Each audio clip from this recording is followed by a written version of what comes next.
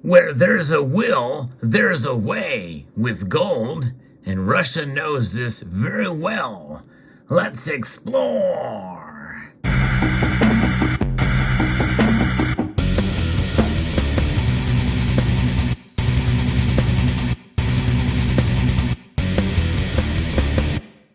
Russia is certainly finding ways around those pesky Western sanctions, and they're using gold to do it.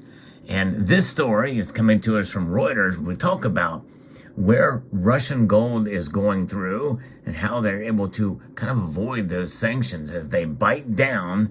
Well, there's one nation in particular that is cashing in. If you enjoy videos like this where I talk about gold in the news and the attributes of what makes gold so special and why it's surpassed multi-generations, multiple different cultures, nation states, empires, epochs, even religions. Gold has outlasted many different things in time, and the only thing it has not outlasted, that is the Creator, God. That's right. Well, if you enjoy videos like this, I hope you will consider pressing that thumbs up button down below and interacting with the channel with your comments. It does certainly help the algorithm here, and subscribing to the channel if you haven't done so already. So Reuters reports what's going on with Russian gold here. The United Arab Emirates, the UAE, has become a key trade hub for Russian gold since Western sanctions over Ukraine cut Russia's more traditional export routes, according to what Russian custom records show. The records, which contain details of nearly 1,000 gold shipments in the year since the Ukraine war started, show the Gulf state imported 75.7 tons of Russian gold worth $4.3 billion, up from just 1.3 tons during 2021. Wow, what a massive increase there coming through the United Arab Emirates, and likely that's going to go through Dubai, which is known as the trading hub capital of the world, with the east to the west. And so that is fascinating to see. Now, China and Turkey were also the next biggest destinations, importing about 20 tons each between February the 24th of last year and March the 3rd of this year. With the United Arab Emirates, the three countries accounted for 99.8% of the Russian gold exports and that the customs data show for this period. 99.8%. There you go. This is how they're able to avoid the sanctions. And I also think that when you think about the other two nations, China and Turkey, there's a lot of the BRICS are making their way, making themselves known and increasing in power. Russia is the second largest gold producer in the world, by the way. In the days after the Ukraine conflict started, many multinational banks, logistics providers, and precious metal refiners stopped handling Russian gold. And I reported on that when this first occurred here.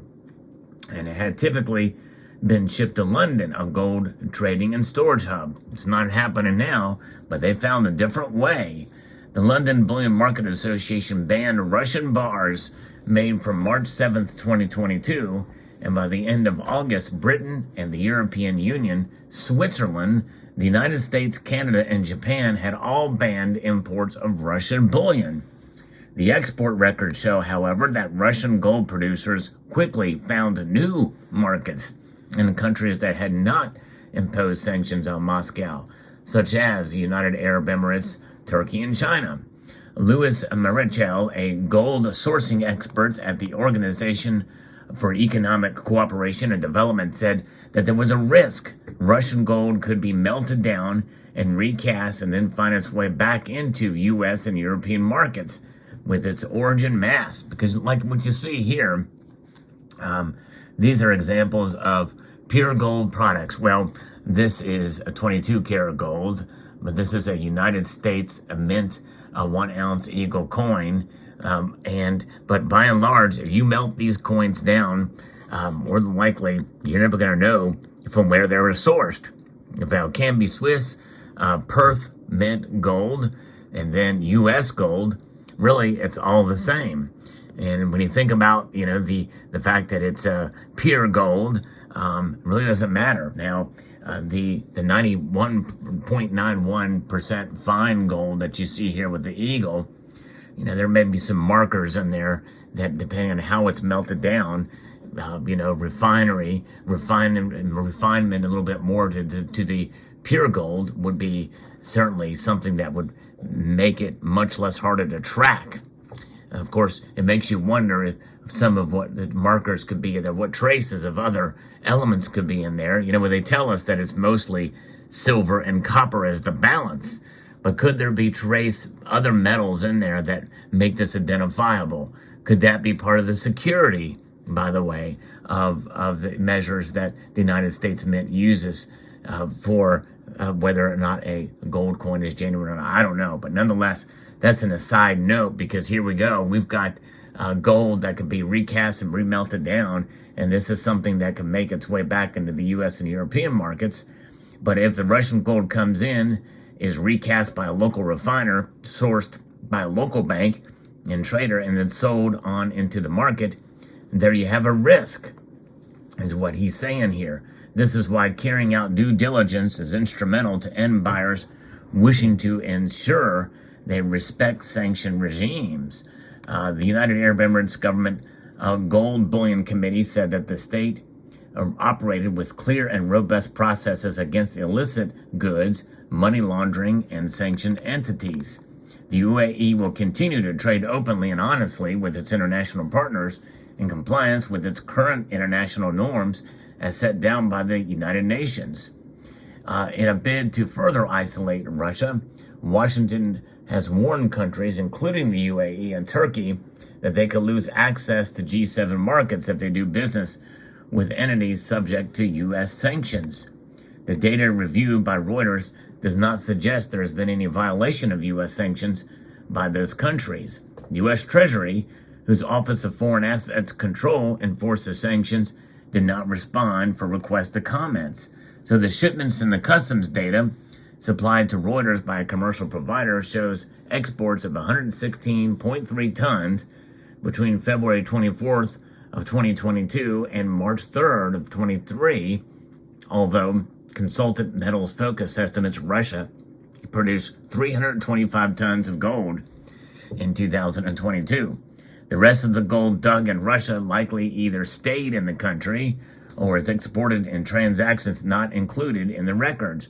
Reuters was unable to determine what proportion of Russia's total gold exports were covered by the data. Most of the Russian gold shipments to China went to Hong Kong. China's Ministry of Foreign Affairs said that the country's cooperation with Russia shall be free from disruption and coercion by any third party. Turkey's finance ministry did not respond for requests for comment. The Russian government, customs authority, and central bank did not respond for requests for comment by the gold experts. The shift in Russian exports away from London is not seen as a major blow to the hub and is not reliant on Russia. In 2021, for example, gold from Russia accounted for 29% of London's imports, but in 2018, it made up just 2%, according to British data. So, this is not extremely hurtful in either way, shape, or form to Russia, because in 2018, they barely used it. The UAE, meanwhile, has long had a thriving gold industry. Trade data shows it imported about 750 tons of pure gold on year, on average between 2016 and 21, meaning that the shipments in the Russian records would only account for about 10% of its imports. It is a major exporter of bullion and jewelry in Dubai. The manager of one company that shipped large amounts of Russian gold to the UAE told Reuters that Russian firms have been selling bullion there at a discount of about 1% to global benchmark prices, offering an incentive to trade. The manager, who spoke on condition of anonymity, said that most of the gold his firm shipped to the UAE was destined for refineries, where it would be melted down and recast. Reuters asked four of Russia's largest gold miners to comment on Nord Gold and Norilsk Nickel, and they declined to comment. And neither did have any respondents from Polyus and Polymetal. So there is fascinating to see this, what's going on here. And this article does kind of continue to go on here, but nonetheless, it just goes to show you that if it's allowed to be recast and refined and recast, it'll come back into the U.S. markets or what have you if they're not tracking that gold and seeing where it comes, without accountability or accounting and accountability. And of course, that can be done through various different measures, actually, to talk about how the UAE and Dubai may, in fact, adhere or come to some sort of ESG type standards for gold trade, and governance being a big factor of that they could utilize to see where they're sourcing their gold to make sure it's ethically and sourced and where the source of it is and the like, for especially what would happen and that I documented quite some time ago with regards to blood gold, that is illegal gold mining and gold that has gone through the port of Miami through organized crime syndicates and the like. There's a lot of different factors that can come into play here, and obviously this is another area where apparently Russia has been taken quite advantage of. And so it's going through the UAE, China, and Turkey. So there you go. Let me know what your thoughts are on this story. Quite fascinating indeed. I'd like to extend a multitude of gratitude to each and every one of you for taking the time to watch, and to encourage you to please rate, share, comment, and subscribe.